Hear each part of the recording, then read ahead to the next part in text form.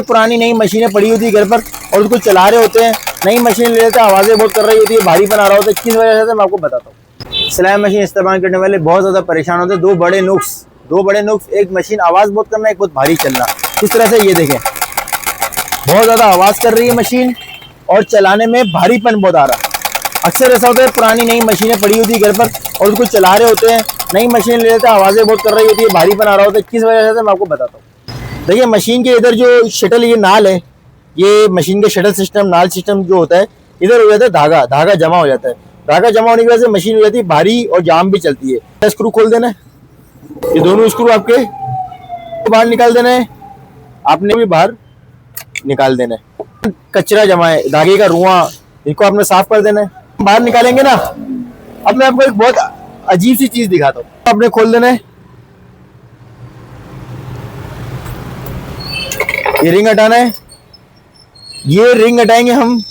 ये देखें, ये आपको नजर आ रहा है, ये धागे के रुए नजर आ रहा है आपको, ये होती है बीमारी।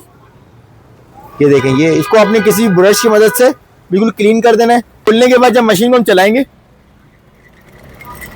मशीन का आवाज बिल्कुल खत्म हो चुकी है, कर रही थी, तो साफ किया हमने, इस शटल को इसके अंदर लगाया, देखें बिल्कुल फ्रीली चल रहा है।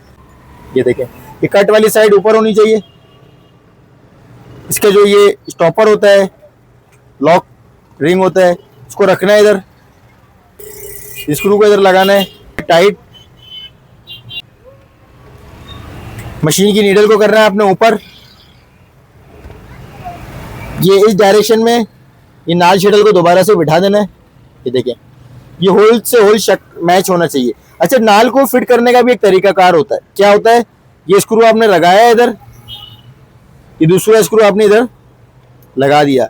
अच्छा, इसकी एक बहुत अहम टिप होती है जो मैं आपको आज गाइड कर रहा हूँ, लोग बहुत बड़ी गलती करते हैं।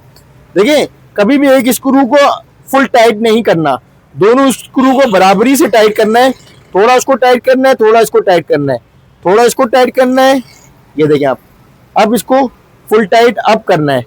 अब जब हम इस मशीन को चलाएंगे, ये देखें, मशीन जो पहले बहुत ज़्यादा आवाज़ें कर रही थी, अब बिल्कुल बेआवाज़ हो चुकी है माशाल्लाह से।